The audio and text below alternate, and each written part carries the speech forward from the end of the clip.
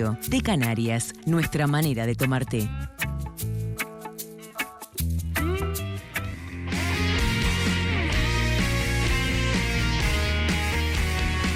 Seguimos, amigos, en el segundo tramo. Ya tenemos nuestros invitados. En instantes los vamos a presentar.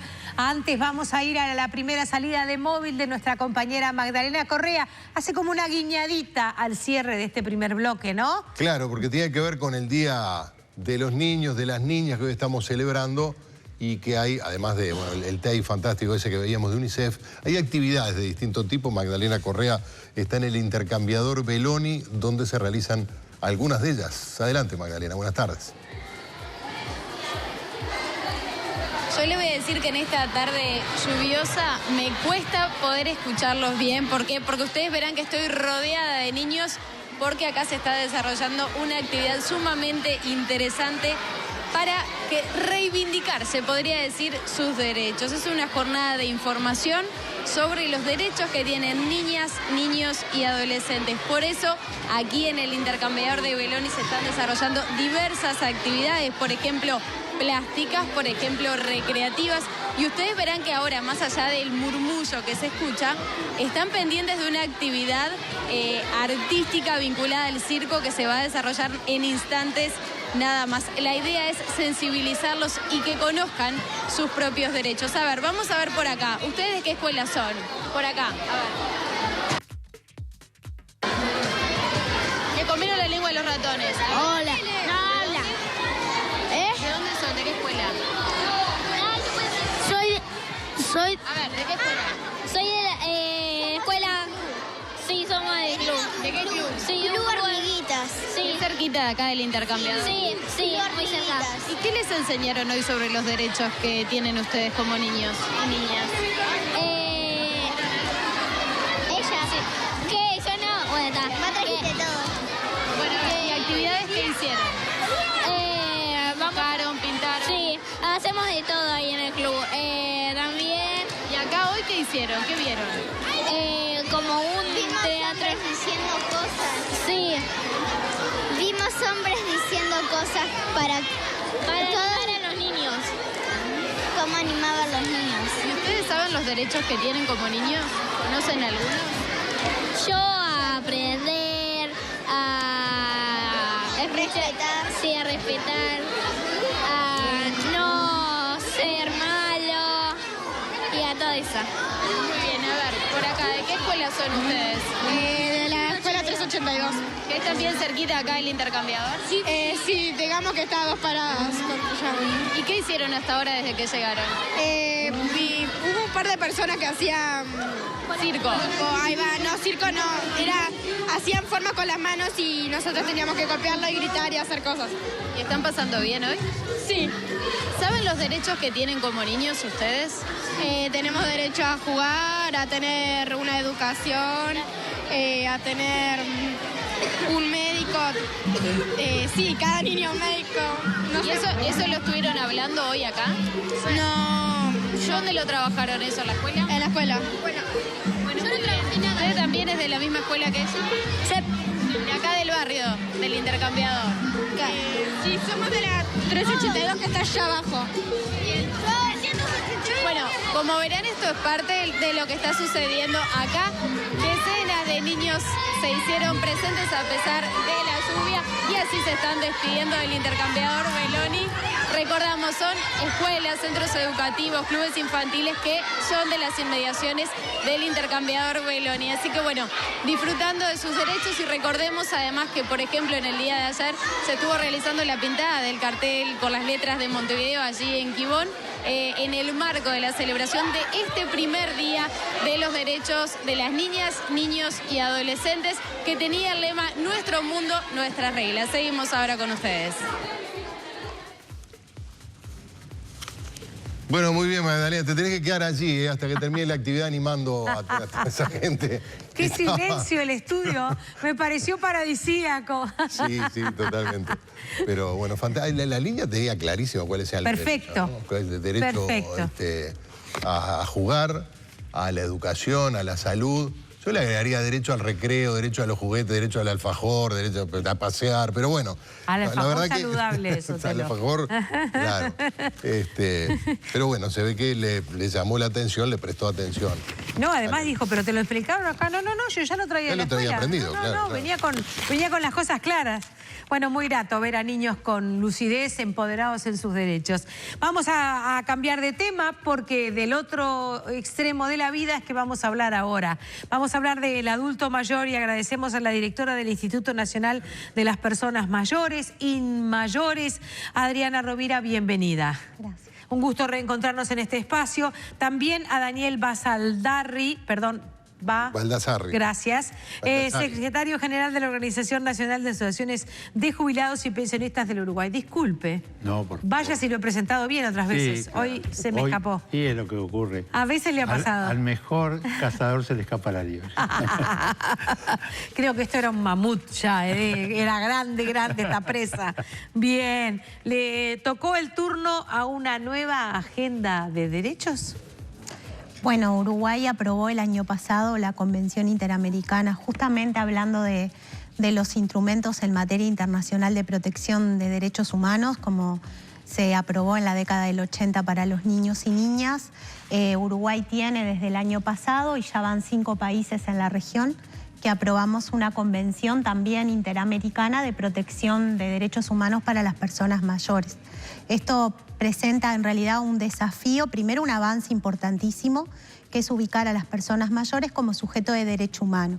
Porque en realidad el derecho humano se mira como algo genérico, y cuando nosotros lo asociamos a grupos específicos es donde permitimos aterrizar y ver en realidad el derecho específico que las personas mayores requieren. Pero también presenta un desafío enorme de cómo aproximar política pública, de cómo aproximar agenda en materia de gobierno dirigida específica a los temas que la agenda en materia de protección y que la Convención plantean para la región.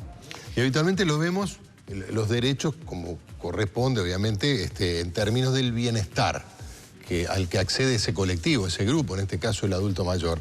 Hoy lo vamos a ver quizás también desde esa perspectiva, pero en un aspecto que está totalmente fuera del foco, es decir, que no es uno de los temas de que se hable.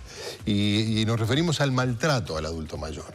O sea, generalmente se lo ve, obviamente vinculado a la jubilación, a otras actividades propias de la edad, pero resulta que aparece el tema de la violencia, supongo que en buena medida intrafamiliar, contra esos adultos mayores que reproduce, veremos luego desde el punto de vista estadístico en qué proporción, la violencia que vemos contra otros grupos en otras edades. ¿Cuál es la singularidad del maltrato al adulto mayor? ¿O cuáles son las singularidades?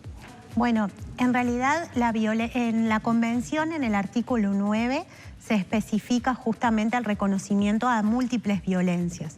La violencia es en general la misma que hacia otros grupos de población. Se puede dividir por maltrato psicológico, verbal, físico, por abuso sexual. Luego hay algo por abuso a nivel laboral. También la Convención reconoce eso, pero hay dos que específicamente quizás se asocian más hacia el tema de la vejez. Uno tiene que ver con el abandono, la negligencia, personas que requieren la colaboración de otros, que tienen en realidad la necesidad de un apoyo o de lo que es cuidados y reciben en realidad o el abandono familiar o la negligencia. Y el abuso financiero, patrimonial, económico, porque las personas mayores pueden tener ingresos o hacer uso de bienes patrimoniales, entonces eso también configura ahí una situación de violación a los derechos. Yo sí me gustaría poner énfasis en que una agenda en materia de protección de derechos humanos no solo debería implicar el bienestar, sino el reconocimiento. Lo que es plantear un grupo con derechos al reconocimiento, que hay grupos de población que requieren aproximaciones normativas específicas, que el derecho universal o general no alcanza para pensar justamente cómo la vejez debe ser pensada en algunos aspectos, por ejemplo el abuso y el maltrato, porque si bien las mujeres son también las que sufren más el tema de la violencia y el abuso, también aparecen los hombres, a veces recurrentemente, como víctimas de la violencia, del abuso, de la negligencia, y esto también configura una nueva dimensión para observar. ¿Cómo llega hasta ONACPU, Baldassarri, esta problemática? Es decir, ¿qué es lo que le reclaman a ustedes como una entidad representativa, gremial, digamos? Sí. Nosotros primero valoramos como un avance muy importante el que se haya aprobado la convención y que se haya, digamos, vuelto ley en nuestro país a través de un acto concreto del Parlamento Nacional. Nos parece que es muy importante contar con ese apoyo. Ahora somos conscientes que ello solo no alcanza, que como siempre ocurre, primero está la letra de las leyes, los decretos, de las convenciones, y luego llevarlo a la práctica cuesta un gran esfuerzo. Nosotros reconocemos de que, por ejemplo, Inmayores del MIDES hoy, por ejemplo, nos plantea, nos da elementos para poder trabajar sobre distintas realidades que hacen al maltrato fundamentalmente y a cosas que ocurren y que de repente es como un relámpago, una noche oscura, pero que luego eso se apaga y se diluye y se abandona. Por ejemplo, cuando mueren en un hogar de ancianos 8 abuelos como murieron otra vez acá, en Montevideo, en el Prado. No estoy hablando de Melo ni de Río Branco, no estoy hablando acá de Montevideo. En ocasión del incendio, dice usted. Sí, en ocasión del incendio, ¿no? Eso nos conmueve, todos hablamos, pero luego eso se diluye. Bien. Lo que nosotros entendemos desde el punto de vista de ONASPO es cómo nosotros mantenemos una batalla permanente haciendo un seguimiento a problemas. Es por eso que en un congreso que tuvimos justamente la semana pasada, un congreso de ONASPO con representantes de las asociaciones de todo el país, una de las resoluciones que tomamos es dirigirnos al Ministerio del Interior para que desagregue la información de aquellos adultos mayores que son de 65 años para arriba, de que sufren consecuencias de ese maltrato, para empezar a bajar a tierra el cómo hacemos de que eso que está en la letra, aspectos, hay otros que se han cumplido, lo podemos hacerle un seguimiento, poder resolverlo. Es una situación muy triste.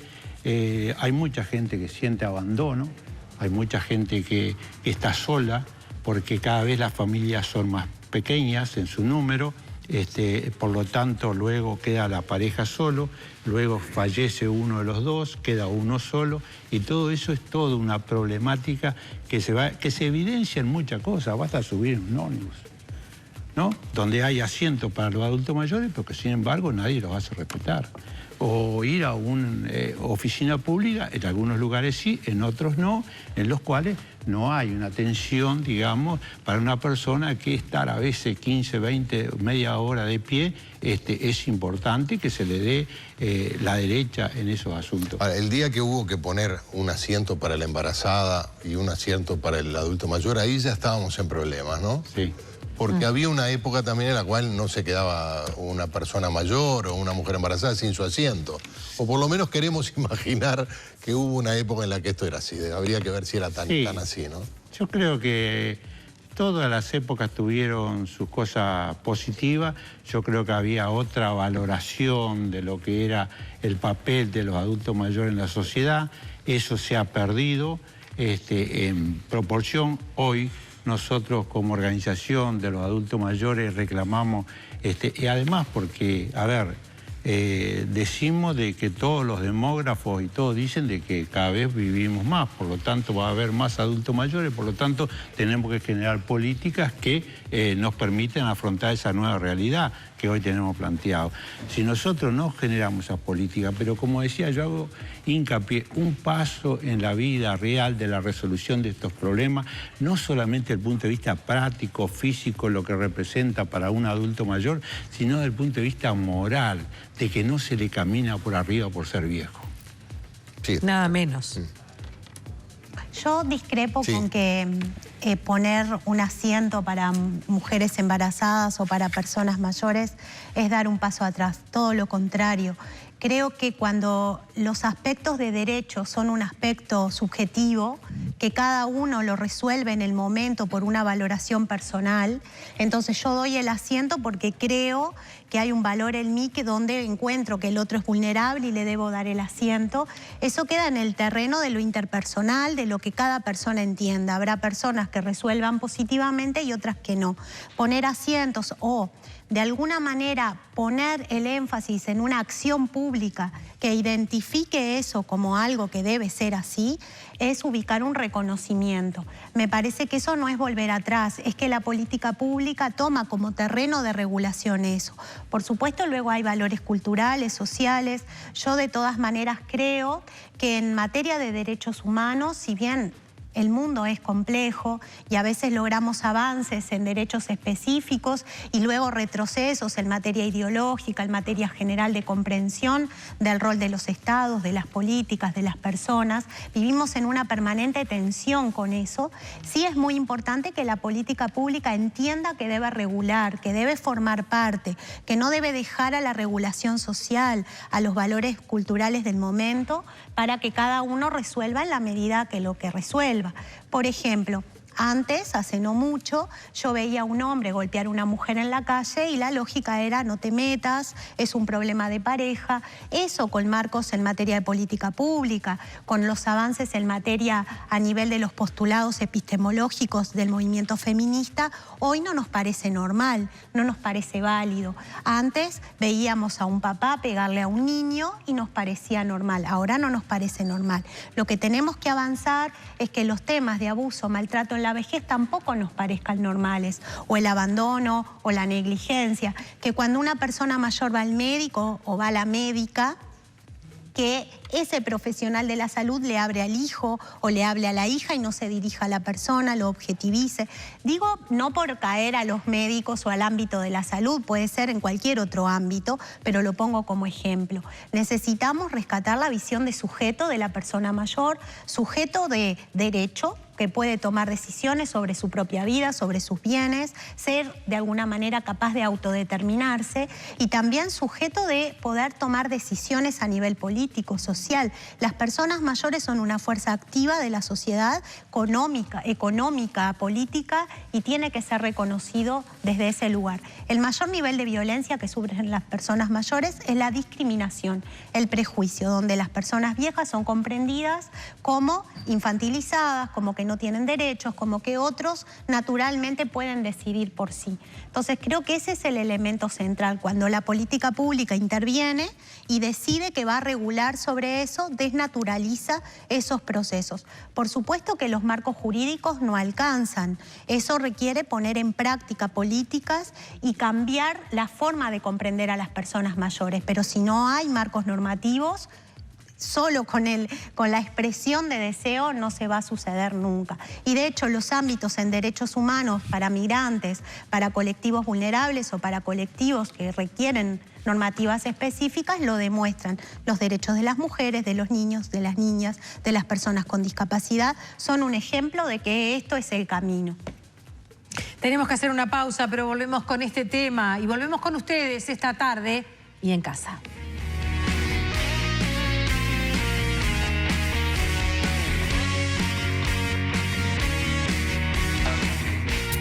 Presentó Té Canarias, nuestra manera de tomar té.